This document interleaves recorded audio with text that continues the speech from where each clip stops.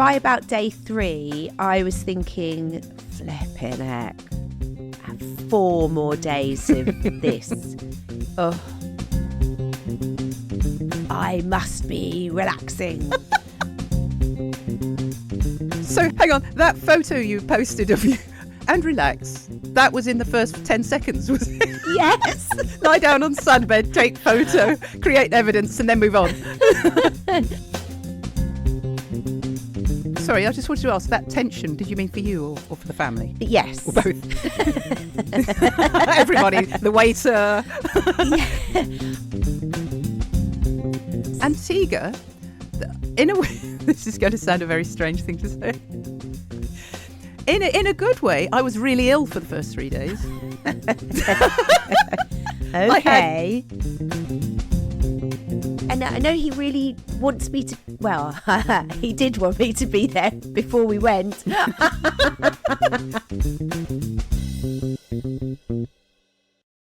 Hi, Carrie. That's really shrill. Okay. Let me just... was it too loud?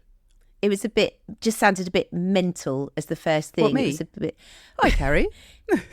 yeah, something just a bit more, Okay. I don't know, just less.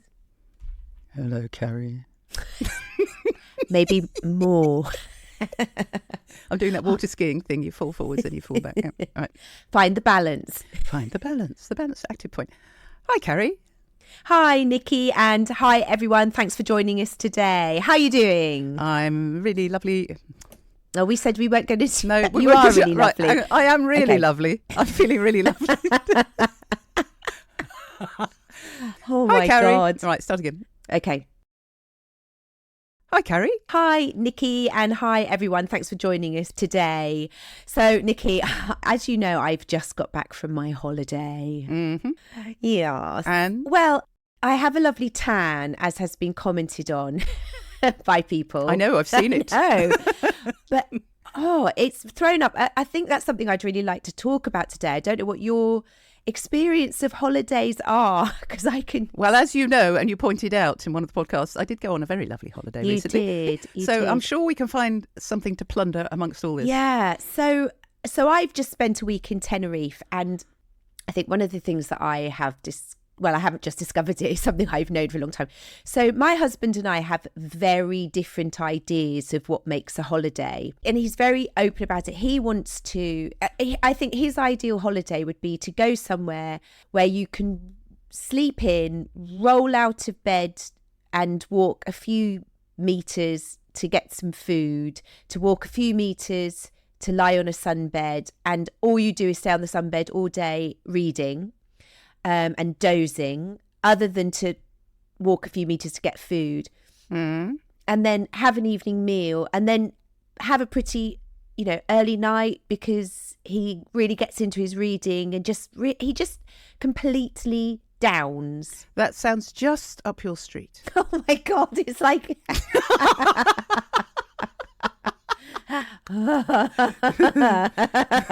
I can see where we might be going here. So, funnily enough, that's not quite how I holiday.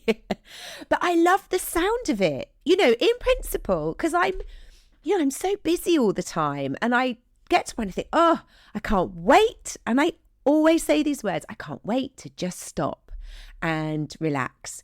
And my family, they literally have a joke about me, and when I go on a holiday, that I will get there, and obviously I find the whole organisation of the travel and the getting there and everything else quite stressful in itself. It causes quite a lot of anxiety, because I'm almost certain that I will have booked us in under the wrong names, forgotten to log, all of that mental load is stressful for me. Yep. So I think I can't wait to get there and just relax. So I get there, and the sun is out, and I will get, change into my swimming cosy, put on the sun cream, lie on a bed and go, that's amazing. Mm-hmm. And then there will be about a 5-second pause. And this is what my family do in their impression of me, I sit up and go, who wants to do something? Sorry, how many minutes in was this? Oh, I mean, we're not even talking minutes. Oh, seconds. Yeah, it can be. I mean, I'd probably, now that I'm really aware of it, try and drag it out. So hang on, that photo you posted of you and relax, that was in the first 10 seconds, was it? Yes. Lie down on sunbed, take photo, create evidence, and then move on. Well, it was only because some of our friends had said, if you post one of those I'm on holiday photos, I'm going to just comment, I hate you. So I thought I would. But yes, and it's when I was younger and all the family were there and I had the kids, in some ways it was easier because you don't get to sit down into the same level. But I've only got a 15-year-old who comes with us now, and 15-year-olds are quite happy to lie around doing not very much. But actually, all joking aside, it causes tension. It causes a lot of things to come up for me. So what's your experience when you go on holiday? How is it for you? So, sorry, I just wanted to ask, that tension, did you mean for you or for the family? Yes. Or both?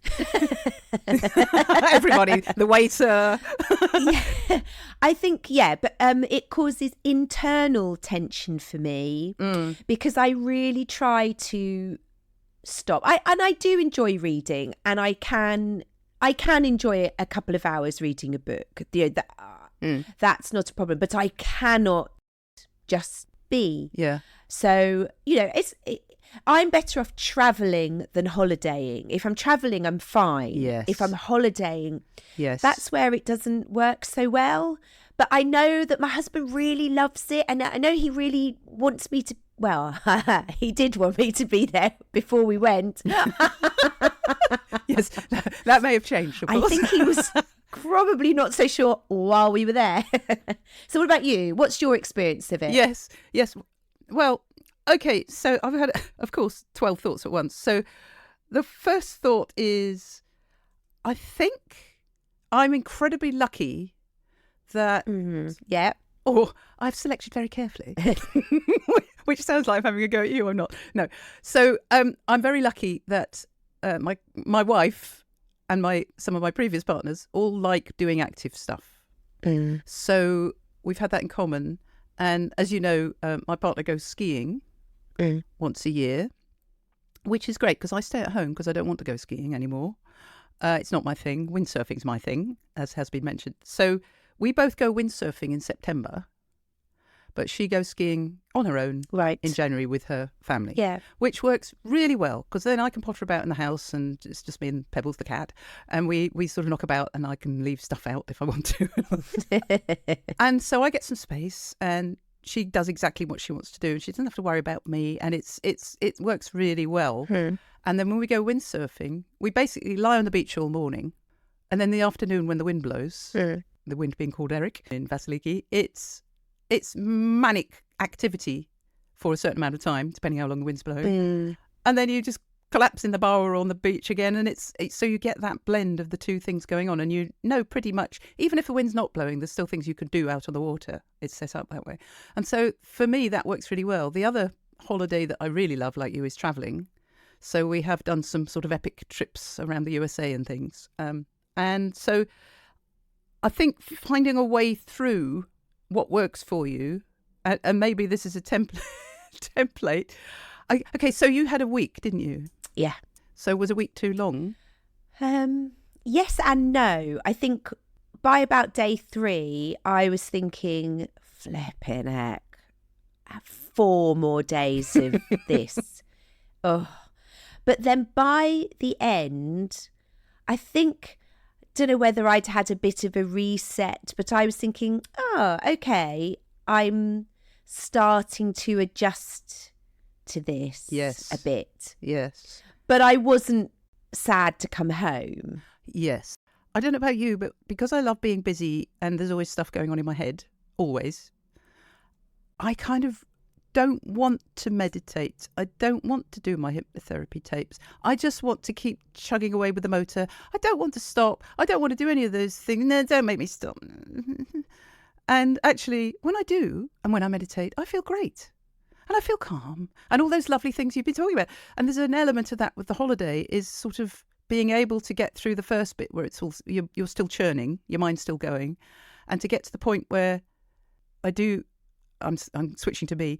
I do allow myself to stop. And I think that's where the windsurfing helps. Interesting. Sorry, were you going to say something then? Yeah, well, I was just going to say, I know what you mean, but I think for me, one of the problems is like on day one, so I planned, as I do with my nice little strategies that keep me sane, I planned to, I'd said to myself, well, I will probably get up earlier than everybody else.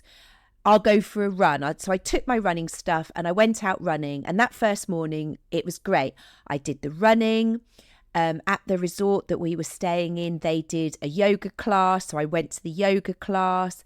They did an aqua gym class. I went to the aqua gym class.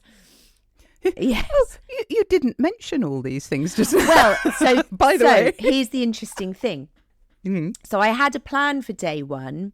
And it worked and I was okay day one. But then what happened is I hadn't planned like I normally do, and I think I've talked before about how how I have to be so rigorous with my scaffolding. So day two came and I fell into the free fall space of no scaffolding whatsoever and not being able to then start anything. So I actually didn't go running the entire rest of the holiday. I didn't do any of the other yoga classes or aqua gym. Why? Because I couldn't start them. So I found myself falling into this. I mean, I did other things instead. So we were quite near the local town. So I went walking and I went down to the beach and my younger son was there and we went off and did things together, and we very fortunately his best friend happened to be on holiday in the next town along, so we walked along the beachfront and we met them and we had brilliant times in the sea and all the rest of it. So we did that twice. So that was good because I needed that social interaction because the other thing when we were on holidays, my husband, because he likes to read, he to be honest, he could quite happily go on holiday on his own. So it's not that he's antisocial, he's just very happy in his own little world. And I start thinking, gosh, I must be quite annoying because I'm bouncing about all over the place saying, well, why don't we do this and why don't we do that? And of course I feel it becomes tension, I think, because I feel like, or he feels that he must be being really boring and starts feeling a bit guilty about just wanting to be him on holiday.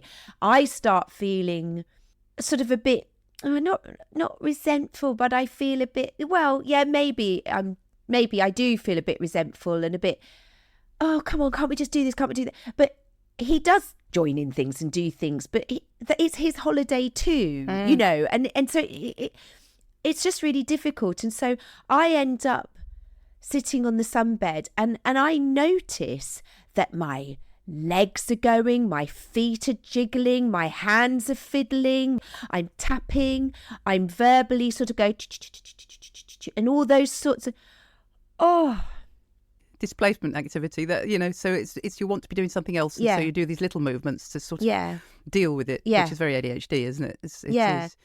I was just thinking there's some things that are sort of standing out here, which is a bit like I was saying, my wife going on holiday on her own skiing.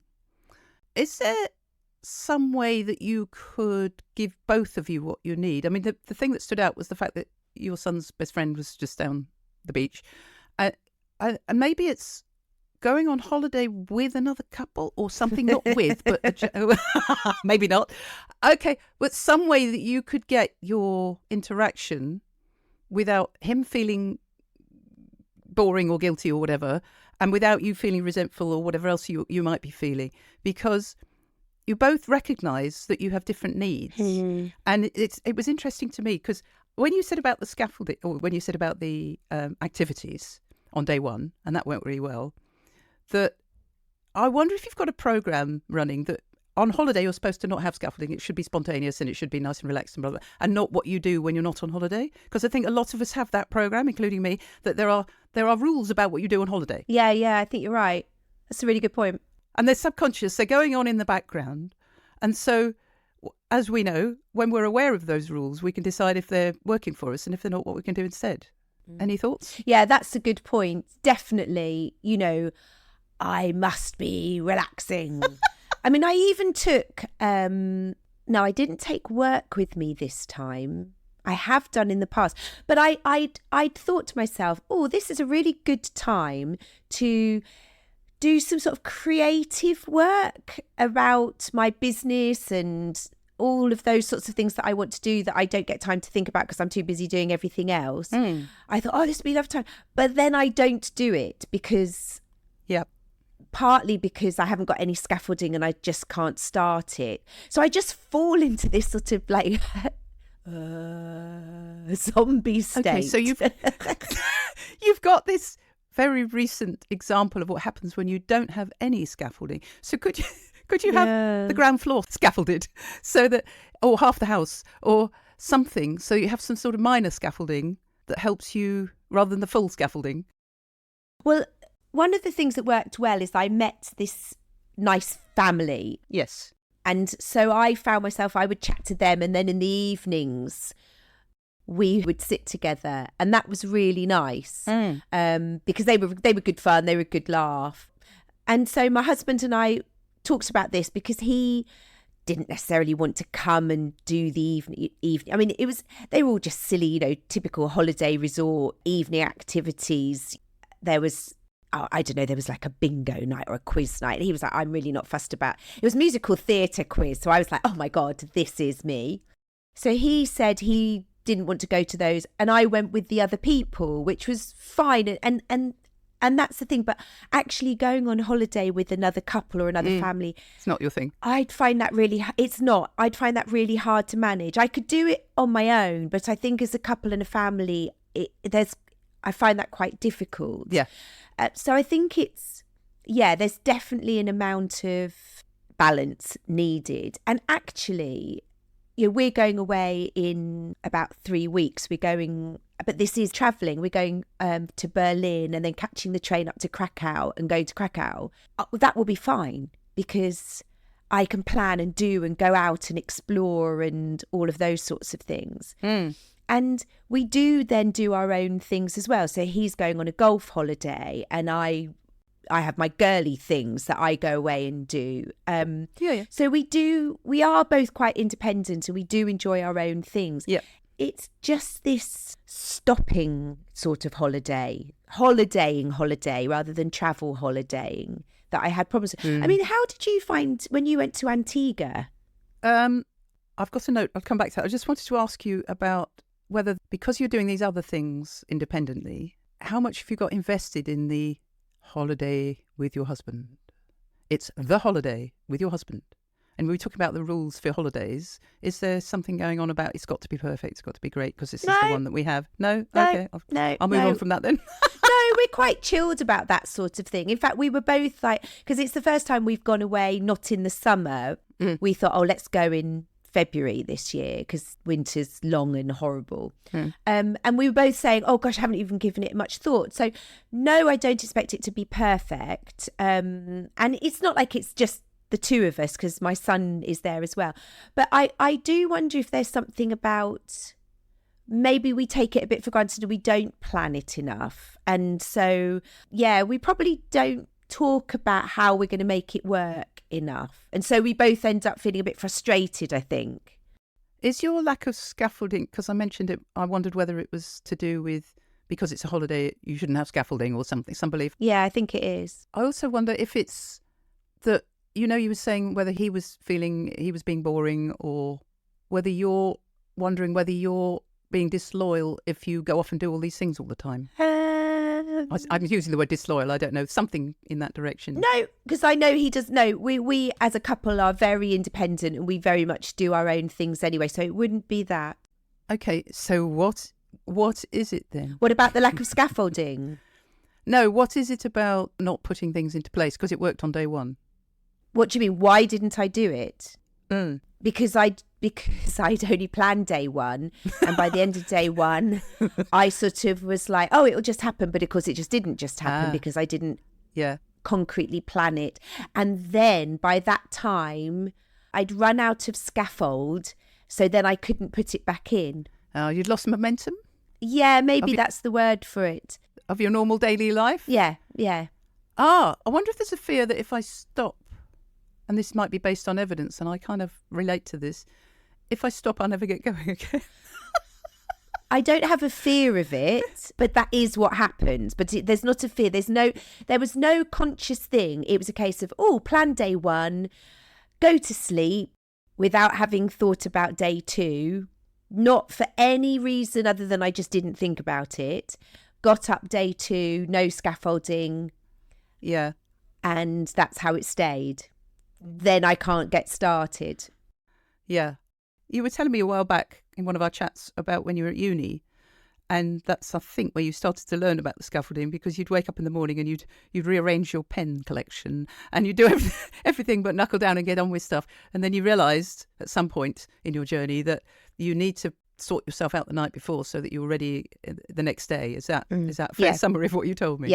Yeah. So perhaps if that could be applied to your holidays in future, would that be helpful? It probably would. And then I suppose there is an internal resistance of like, oh, for God's sake, you're on holiday.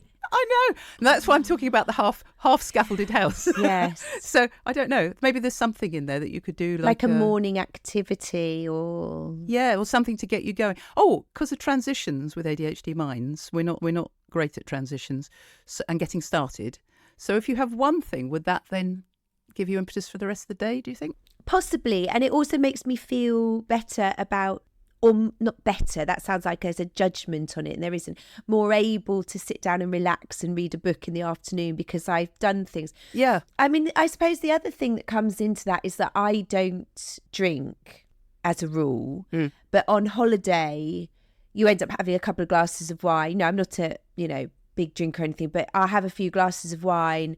And then, of course, you don't sleep as well. And then you wake up in the morning. Yeah. So I think that probably didn't help. Yeah. I probably would be better if I just stayed not drinking. But again, but you're on holiday. You're on holiday. Yes, the programme runs that we are on holiday. We have to do things differently. And no, I get that. Yeah. No, I think you're right. There's definitely a programme. Whereas my husband is more able to, I think he does find it hard to adjust. I think most people I think we ought to. I'm thinking about most people I know. I don't know whether I'm thinking about the people I know who are neurodivergent now, but a lot of people I know find it hard to adjust to being on holiday. Yeah, absolutely. But I do know people who are just like, yeah, brilliant, I'm on holiday, and manage it really well. Well, I think we're all different, aren't we? So yeah, I don't have a problem with not being like everybody else. Oh my God, if I did, life would be unbearable.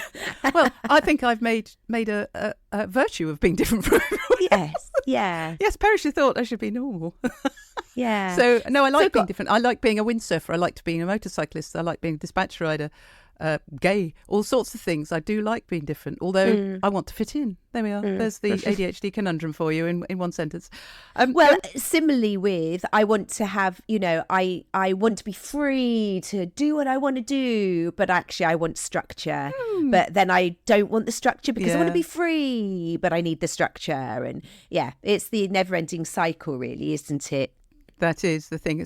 So as I know only too well, as an ADHD, we love the thought of the freedom, but actually we need the structure. That's the thing.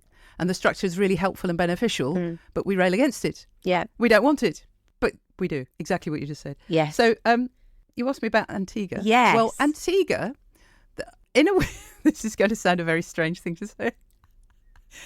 In a good way, I was really ill for the first 3 days. Okay.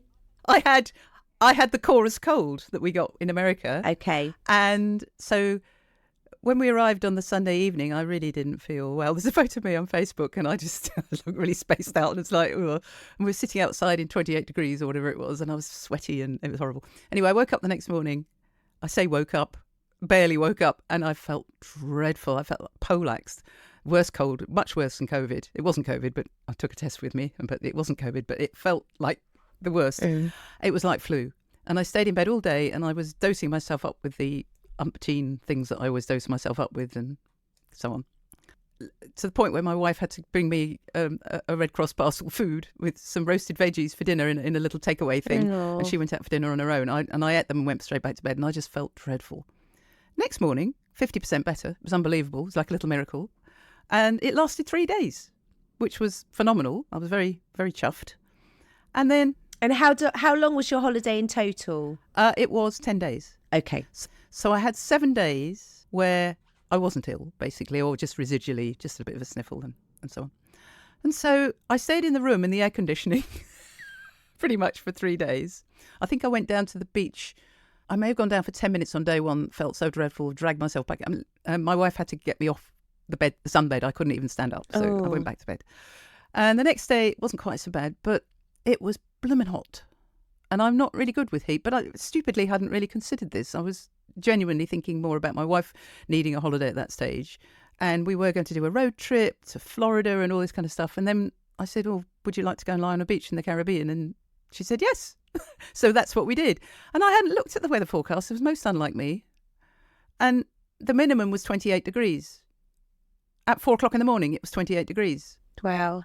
So I couldn't do my exercise like I do when we go to Greece. I couldn't do my exercise in the morning before the day gets hot. I'd go yomping up the hill or something. I couldn't do that.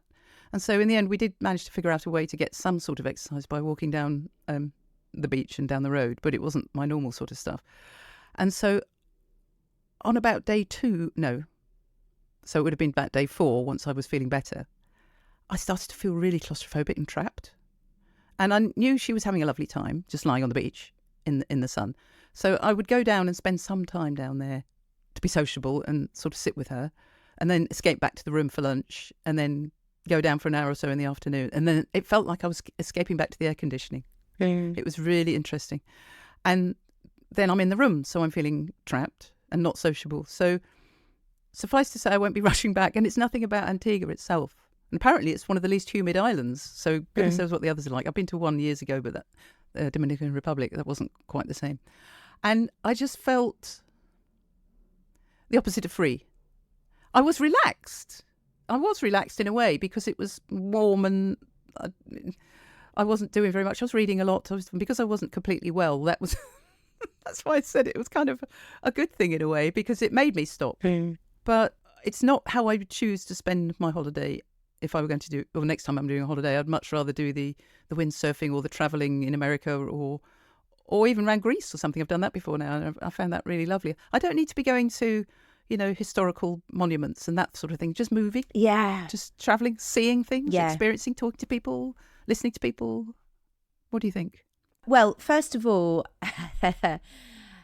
yes, I get that. And I think heat is a bit, I love the heat. I don't mind it. 28 degrees, I'm all right with that. But I can see how I really understand what you're saying about feeling claustrophobic.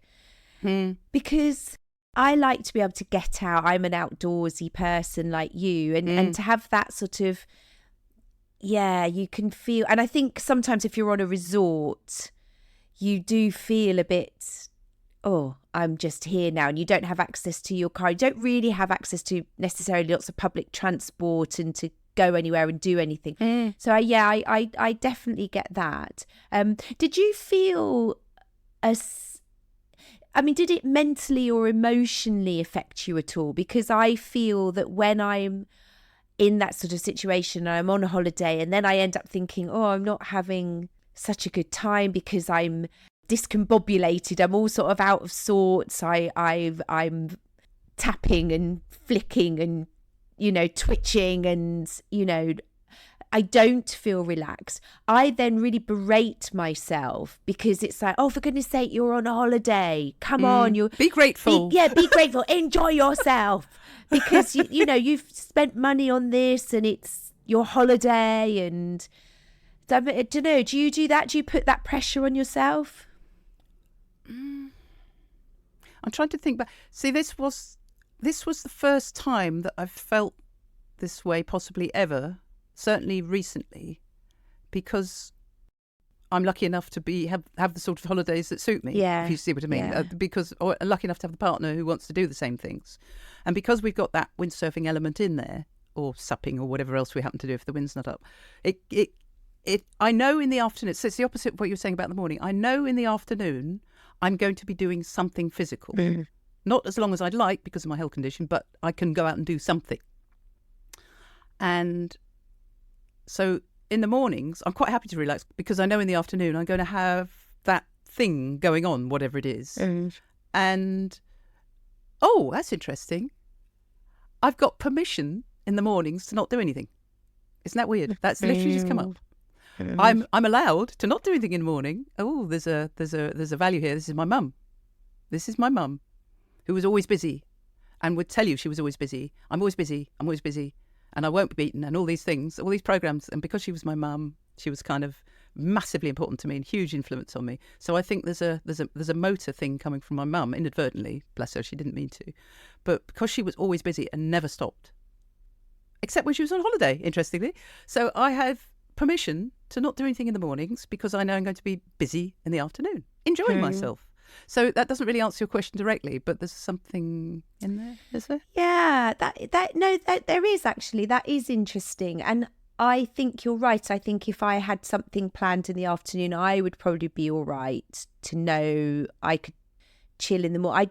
Yes, so maybe that's the answer. I know I need to have a fixed point, like a flag in the ground somewhere on the landscape of the day that goes, that isn't just meal times or something, that is a bit of a plan. And I mean, that's my family was very much like that, you know.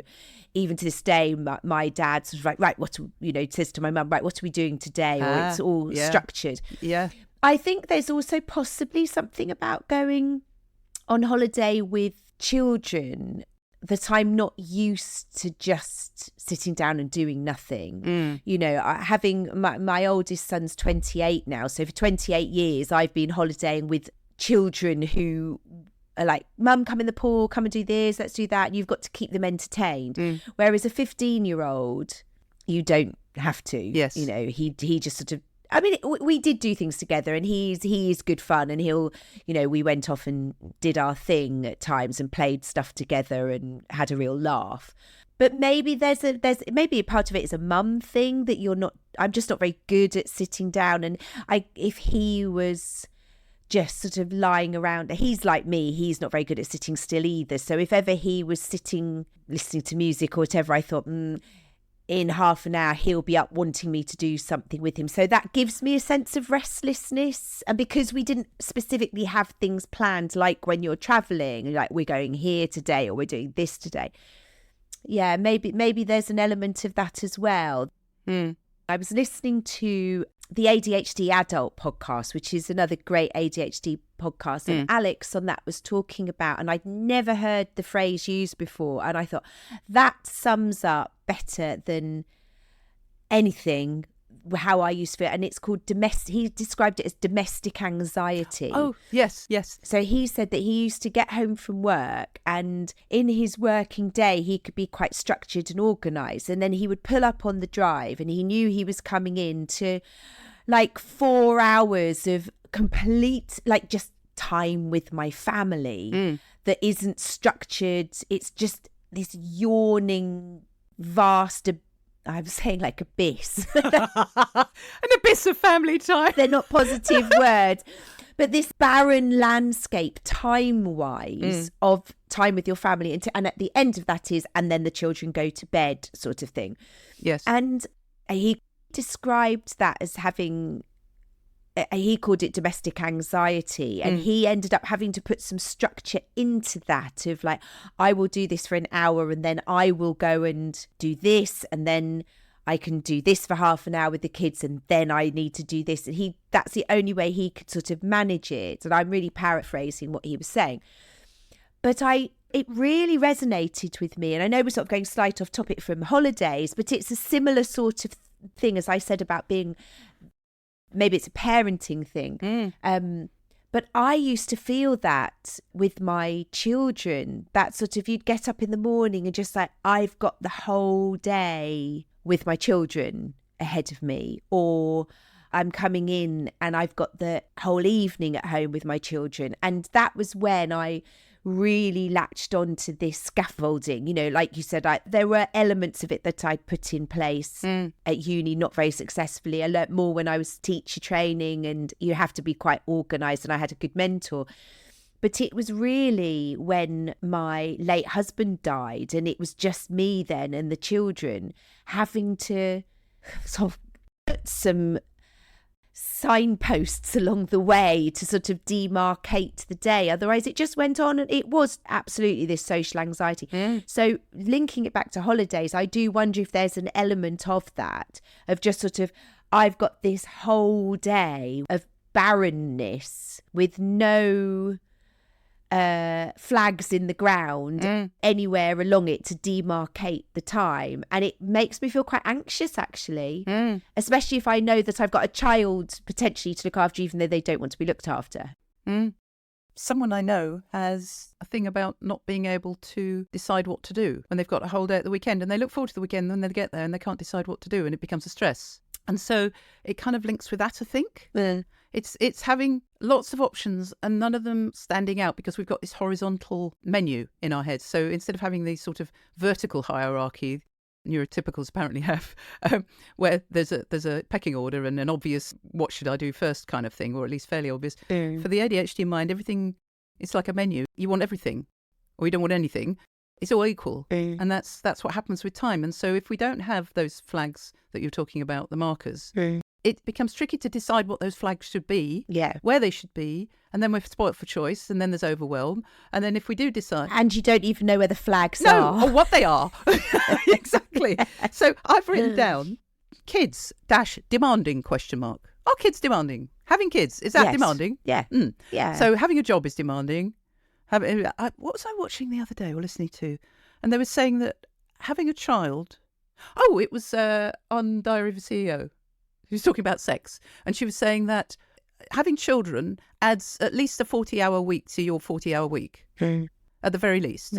So even if you've got two parents doing the parenting. And so it's not surprising you're exhausted and you're not up for it.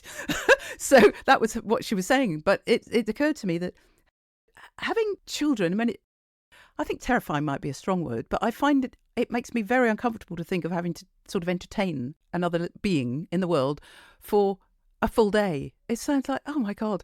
And if that's what you've done every day for umpteen years, well, more power to you is all I can say. Any parent, I think it's the hardest job in the world from the outside looking in.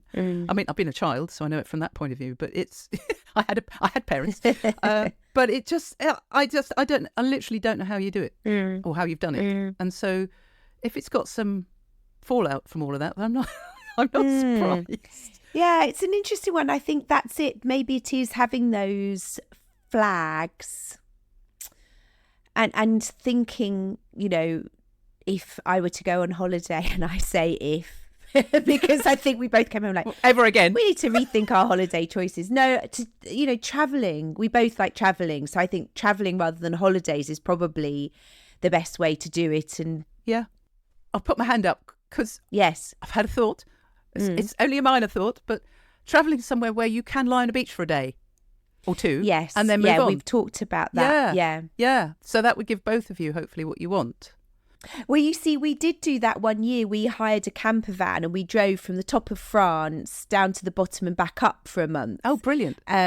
With my youngest son, and that worked really well because we did all the sort of travelly bits, but then we booked into a couple of campsites along the way that had pools and everything else, so that we could have that little bit of R&R. And I did enjoy that. I did feel able to enjoy the chill because it was a lull in between the activity. But I think my takeaways from this will be about, maybe for those of us who feel that similarly as I do about holiday, it is having some sort of ground floor scaffolding in place, that there is something every day on the to demarcate it, whether that be first thing in the morning I'm going to get up and do this, or in the afternoon I'm going to do this. That probably balances out and prevents that sort of social anxiety, domestic anxiety, I mean.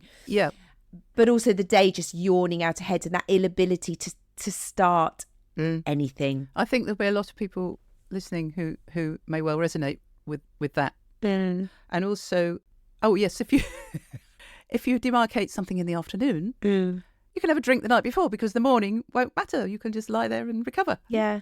It gives you that flexibility to change your rules from day-to-day normal life, if you like, your rules or your normal habits, patterns. Your habits, your daily habits can change when you're on holiday. So you're building in some sort of structure, scaffolding, in advance without it being too draconian. Yeah, I think that's a good point. Really good. I like that. Yeah, the afternoon. I like that. So your takeaway is that. Mine is to remind myself to check out how hot a place is. Because who would have thought Antigua was hot? Duh, there's a surprise. You know, when you're on a train, this is actually very ADHD, when you're on a train of thought about something and you're focused on that train of thought. So in this case, it would be really nice for my wife if we went away and just lay on a beach. And actually that's fine because we're having a manic time in America first, doing our singing competition. And, by the way, if you were listening before, we came back with a silver medal. We haven't mentioned that. So my thinking was, we got a really busy time and it would be lovely to go and lie on a beach. Nicky, check the temperatures, see if it's cool in the morning. If it's cool in the morning, you're fine. If it's not, you're not. There we are, in a nutshell. Duh. There we go. More things worked through, as always. Well, thank you, Carrie. That was really interesting. Well, I found it interesting. Brilliant. Good to speak to you as always, and I'll see you in a couple of weeks. Lovely. Take care. Bye. Thanks so much for joining us on our ADHD journey. If you can spare a sec, a review or ranking would be hugely appreciated by us. 5 stars would be marvellous, but whatever you think. Every single one really does help. As well as on your favourite app, you can find us on YouTube and Instagram at the ADHD Connection _podcast. So we hope to see you on there. Thanks again for listening and bye for now.